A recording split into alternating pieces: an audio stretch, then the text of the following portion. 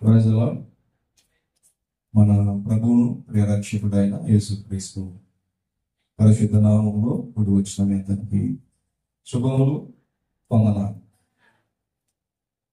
క్రీస్తునందు ప్రియమైన దేవుని బిడ్డలారా, ఆల్రెడీ 2 మాటలు అయిపోయింది. నన్ను 3, 4 అయినా. మూడో మాట ఏంటి? అమ్మ,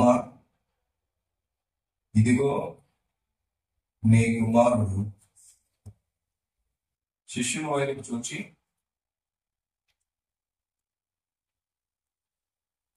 ఏం చెప్తున్నాడు? ఇదిగో నీ తల్లి. యోహాను సువార్త 19వ అధ్యాయము 26వ వచనం.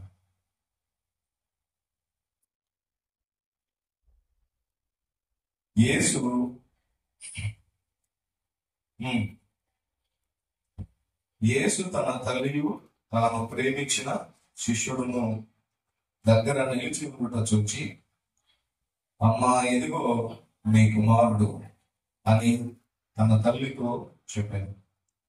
తర్వాత శిష్యుని చూచి, ఇదిగో నీ తల్లి అని చెప్పాను. ఆ గడియ నుండి ఆ శిష్యుడు ఆమెను తన ఇంట చేర్చుకున్నాడు. క్రీస్తునందు ప్రియమైన దేవుని బిడ్డలారా, దేవుడు తన బాధ్యతను, దేవుడు ఆదరణను కలగజేస్తూ ఉన్నట్లుగా ఇక్కడ దేవుని వాక్యంలో మనం చూడవచ్చు.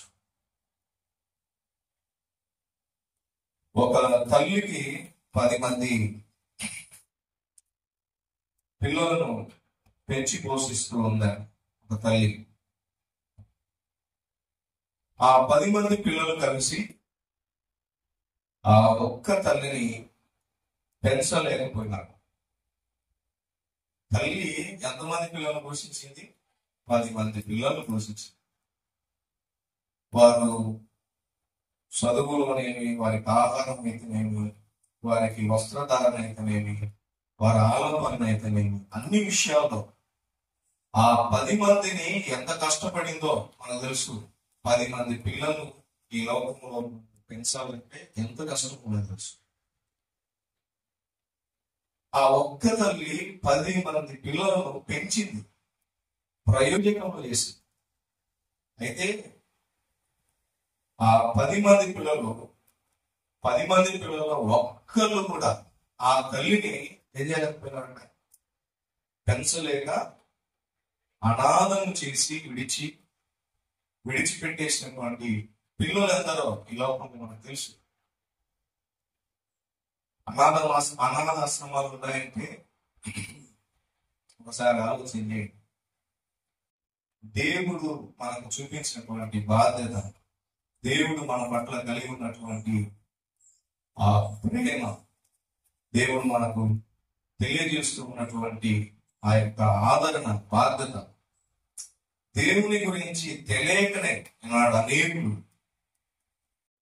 ఇలాగ వారిని పెంచి పెద్ద చేసి ప్రయోజకులు చేసినటువంటి తల్లిదండ్రులను అనాథాశ్రమంలో విడిచిపెట్టి వీళ్ళు సుఖపడుతూ నేను చేస్తూ ఉన్నాను కదా.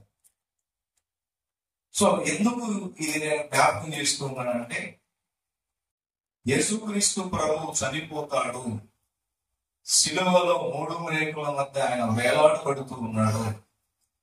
3 మేకుల మీద ఆయన వేలాడబడుతూ తల్లి బాధ్యతను, ఇక నేను ఉండను కదా, నా తల్లిని చూసుకోవడానికి ఒకరు అవసరం అని చెప్పి తాను ప్రేమించిన ఆ శిలువలో తనకు కనబడుతూ ఉన్నటువంటి శిష్యుని ఆయన ఎన్నుకున్నాడు. కనబడనటువంటి వారిగా తను అనుసరించి తాను బాధపడుతూ ఉన్నప్పుడు ఏమి చేయలేక నిస్సహాయ స్థితిలో యేసుక్రీస్తు వైపు చూస్తూ నిలబడి అక్కడ ఉన్నటువంటి శిష్యుని ఎన్నుకొని తన తల్లి నిస్సహాయ స్థితిలో ఉన్నప్పుడు ఆ తల్లికి చూసి ఆయన మాట్లాడుతూ ఆ తల్లిని ఆదరిస్తూ ఉన్నాడు. ఏమని అంటే,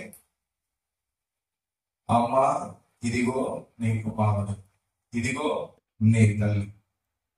ఇది దేవుడు మూడవ మాటగా సిలువలో బాధ్యతను చూపిస్తున్నట్లుగా మనం చూస్తున్నాం.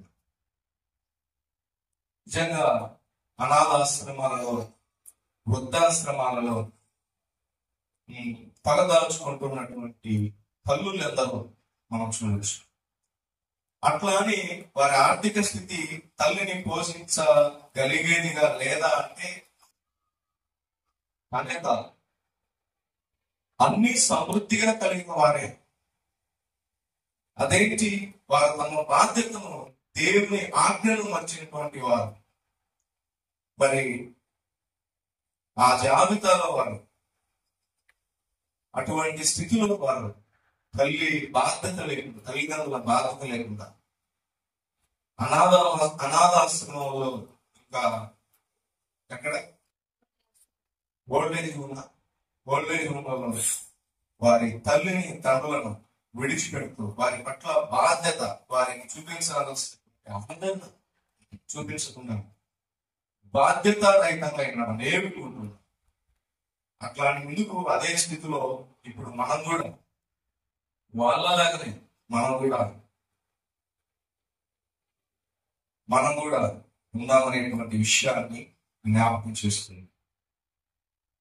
ప్రియులారా, యేసు ప్రభు వారు కల్వరి గిరిలో, ఆ శిలువలో భూమికి తర్వాత ఆకాశానికి మధ్యలో 3 మేకులతో వేలాడుతున్నటువంటి అత్యంత క్లిష్టమైనటువంటి పరిస్థితుల్లో కూడా ఒక కుమారునిగా తన బాధ్యతను నెరవేర్చుతూ ఆయన తల్లిని యేసు ప్రభు రొమ్మును ఆడుతున్నటువంటి శిష్యుడుగా పేరొందినటువంటి యోహానుకు అప్పగిస్తూ పలికినటువంటి ఈ మాట మన జీవితాలకు గొప్ప మేలుకొలుపు అని ప్రభు పేరట జ్ఞాపకం చేస్తున్నారు. పరిశుద్ధ గ్రంథము దేవుని వాక్యంలో నిర్గమకాండంలో 10వ అధ్యాయంలో 12వ వచనంలో దేవుడు ఇచ్చినటువంటి 10 ఆజ్ఞలలో ఒకటి ఏంటి ఆ మాట అంటే, తల్లిదండ్రులకు చెప్పలేనంత ప్రాధాన్యతనిచ్చింది ఆ ఆజ్ఞ. దేవుడు ఇశ్రాయేలు ప్రజలకు ఇచ్చినటువంటి 10 ఆజ్ఞలలో ఒకటి తల్లిదండ్రుల కోసమైనటువంటి విషయాన్ని మనం మర్చిపోకూడదు. నీ దేవుడైన యెహోవా నీకు అనుగ్రహించు దేశంలో నీకు దీర్ఘాయుష్మంతుడు అన్నట్లు నీ తండ్రిని నీ తల్లిని సన్మానించుము. ఇది ఆజ్ఞ. ఈ భూమి మీద ఉన్నటువంటి ప్రతి కుమారుడికి, ప్రతి కుమార్తెకు దేవుడు ఇచ్చేటువంటి ఆజ్ఞ, నీ తల్లిని నీ తండ్రిని సన్మానింపుము అని దేవుడు తెలియజేస్తూ ఉన్నాడు. అదే ఆయన సిలువలో ఆయన మాదిరి చూపిస్తూ, ఊరికే నోట్తో చెప్పడంలో ఆయన సిలువలో మాదిరి చూపిస్తూ ఉన్నాడు. మాదిరి చూపిస్తూ ఈ మాట ఆయన చెప్తూ ఉన్నాడు. సో కాబట్టి మన తల్లిదండ్రుల పట్ల మన వైఖరి, మన తల్లిదండ్రుల పట్ల మన బాధ్యత, వారిని ఆదరించాల్సినటువంటి బాధ్యత మన మీద ఉండనటువంటి విషయాన్ని 3వ మాట ద్వారా దేవుడు మనల్ని హెచ్చరిస్తూ ఉన్నాడని ప్రభు పేరట జ్ఞాపకం చేస్తుంది. సన్మానించడం అంటే శాలువాలు కప్పి పూల బొగ్గీలు ఇవ్వాలని కాదు, కానీ వారి అవసాన దశలో వారి అవసరాలు గుర్తిరిగి వారిని తీర్చగలగడం, వారిని సన్మానించడం అని ప్రభు జ్ఞాపకం చేస్తూ ఉన్నాడు. తల్లిదండ్రులకు విధేయత చూపాలి, వారిని సన్మానించాలి. ఇది వాగ్దానాలతో కూడిన ఆజ్ఞలో మొదటిది అనే దేవుడు జ్ఞాపకం చేస్తూ ఉన్నాడు. పిల్లలారా, ప్రభు మందు మీ తల్లిదండ్రులకు విధేయులై ఉండుడి, ఇది ధర్మమే, నీకు మేలు కలుగునట్లు నీ తండ్రిని తల్లిని సన్మానించు, అప్పుడు నీవు భూమి మీద దీర్ఘాయుష్మంతుడవు. ఇది వాగ్దానంతో కూడిన ఆజ్ఞలలో మొదటిది. ఎఫెసీయులకు రాసిన పత్రిక 1-3 వచనాల్లో దేవుడు ఇస్తున్నటువంటి ఆజ్ఞ. ఇది ఆజ్ఞ. దేవుని యొక్క చివరి క్షణంలో ఆయన పలుకుతూ ఉన్నటువంటి 3వ మాటగా ఈ మాట దేవుడు మనకు జ్ఞాపకం చేస్తూ ఉన్నాడు. అట్లా కాకుండా వారిని నిర్లక్ష్యం చేసి వారిని దూషించినట్లయితే తన తండ్రినైనను, సామెతల గ్రంథం 20వ అధ్యాయం 20వ వచనంలో దేవుని వాక్యం తెలియజేస్తుంది. తల్లిదండ్రులను దూషించే వారి గురించి ఇక్కడ రాయలేదు. తన తండ్రినైనను తల్లినైనను దూషించు వారి దీపము కారు చీకటిలో ఆరిపోను, కారు చీకటిలో ఆరిపోనని ఇక్కడ చెప్తుంది. అలాగే ఉపద్యాయ గ్రంథంలో కూడా 1వ అధ్యాయం 15వ వచనంలో కూడా కారు చీకట్లో నీ దీపము ఆరిపోతే నీ గమ్యము ఎట్లా చేరుకోగలవు, నీవు ఆశించేది ఎట్లా పొందుకోగలవు? ఆలోచించు ప్రియులా, ఆలోచించు దేవులారా. ఒకటి మాత్రం గుర్తుంచుకొని, నేడు మన తల్లిదండ్రులను ఎట్లా చూస్తూ ఉన్నామో చూడండి. మనం రేపు ఈ రోజు మనం మన తల్లిదండ్రులను ఎట్లా చూస్తూ ఉన్నామో, రేపు ఒక రోజు మనం కూడా ఏమవుతాం? ఖచ్చితంగా తల్లిదండ్రులను. మరి మనం చూచినటువంటి ఆ చూపే మన పిల్లలు మన పట్ల చూస్తున్నాడు. దేవుడు వాక్యం ఉంది కదా, ఏమన్నది?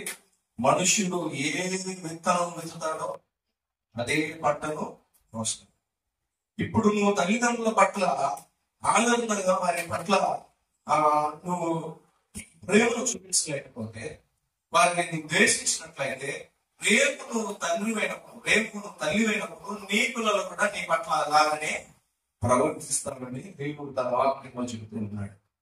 గలతీయులకు రాసిన పత్రిక 6వ అధ్యాయం 7వ వచనంలో, మోసపోకుడి, దేవుడు వెక్కిరింపబడడు, మనుష్యుడు ఏమి విత్తునో ఆ పంటనే పొందు. కొబ్బరి చెట్టు నుండి ఖర్జూరాలు ఆశింపలేము. అట్లానే మనం నేడు మన తల్లిదండ్రుల నిర్లక్ష్యము చేసి రాబోయే దినాల్లో మనం కూడా సంతోషాన్ని పొందగలము అనుకోవడం మన జీవితాలకి శ్రేయస్కరం కాదు అని ప్రభు పేరట జ్ఞాపకం చేసుకుంటాం. ఒకవేళ ఇంతవరకు వారిని నిర్లక్ష్యం చేశామేమో, యేసు ప్రభు వారు శిలువలో పలికినటువంటి మాట ద్వారా మన బాధ్యతను గుర్తు చేస్తూ ఉన్నారే, సరి చేసుకున్నాం. వారి అవసరాలు గుర్తెరిగి మన బాధ్యతను నెరవేర్చు ఆయన మాటకు తల ఉంచుతాం. అదే రీతిగా దేవుడు మన జీవితాలను సిద్ధపరచుకున్నాం, నిత్య రాజ్యానికి వారసుని అటు కృప ఘనత దేవుడు మనకు అనుగ్రహించుగాక. ఆమె. ఇది 3వ మాట.